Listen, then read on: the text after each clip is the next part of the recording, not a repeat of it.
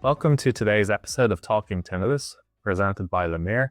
I'd like to welcome back to the show Dr. Miles Sabine. Thank you for joining us, Miles. Yes, thank you for the invitation. So Miles is a certified audiologist. He holds a doctorate in audiology from Northwestern University. He's a tinnitus expert at Tobias and Battite Hearing Wellness in Boston, and he's a term lecturer at Mass General Hospital Institute of Health Professionals. Mm-hmm. So great to have you. Today's topic is, what do tinnitus evaluations actually look like? So if someone's experiencing tinnitus maybe for the first time, and they're kind of thinking, I might need to talk to a healthcare professional clinician about this, what should they expect when it comes to maybe, going into an audiology practice? What would that be like for them? Mm-hmm. First off, there's probably an intake questionnaire that's going to ask general questions about someone's health, but also some specific questions about the tinnitus to really get an understanding of when it started, how it affects someone.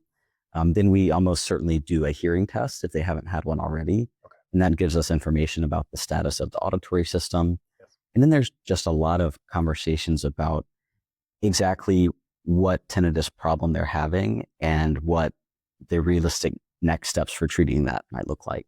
Okay, that's super interesting.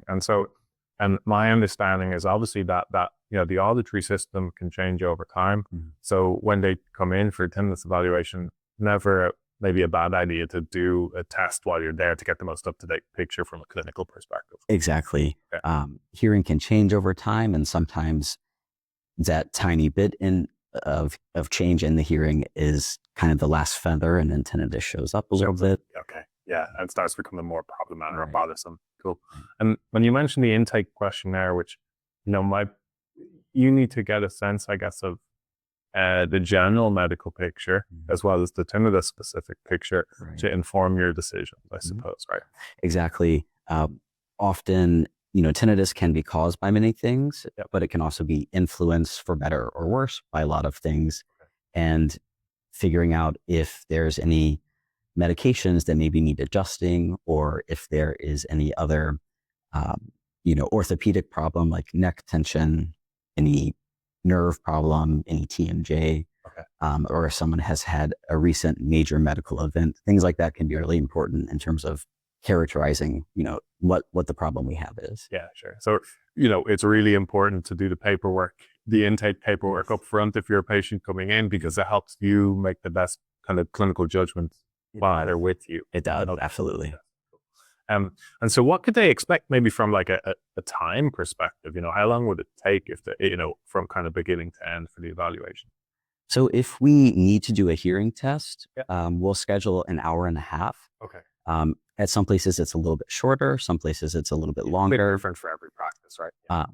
If someone already has a hearing test, it's about 45 minutes to an hour. Okay.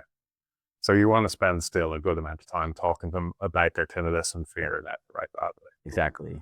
And I suppose depending on each individual patient's different, but at the end there might be a recommendation for next steps, and maybe that just looks like information for some people, and for other people it's like, we might need to get you onto a treatment plan, I guess, right? Right. Sometimes just the information that's given and that baseline hearing test is all that someone needs at that time. Yeah. To be able to manage it effectively themselves. Or maybe say, I'm not the only one with this. Exactly. Just kind of that, okay, if things were to change, there are things that I can do. And so now I don't have to worry about it. Yeah. Okay. And then there are also other identified treatment paths that people can follow. Super. Okay, cool. So tinnitus evaluations, they're the best place to start with a tinnitus expert if you have questions or you're really kind of serious about seeking treatment because it's bothersome. And make sure you do the paperwork. Yes, you might get a hearing test, yeah. And a trained provider will make the best call for you. Right. Super. Okay. Thanks for your time today, Miles. You're welcome.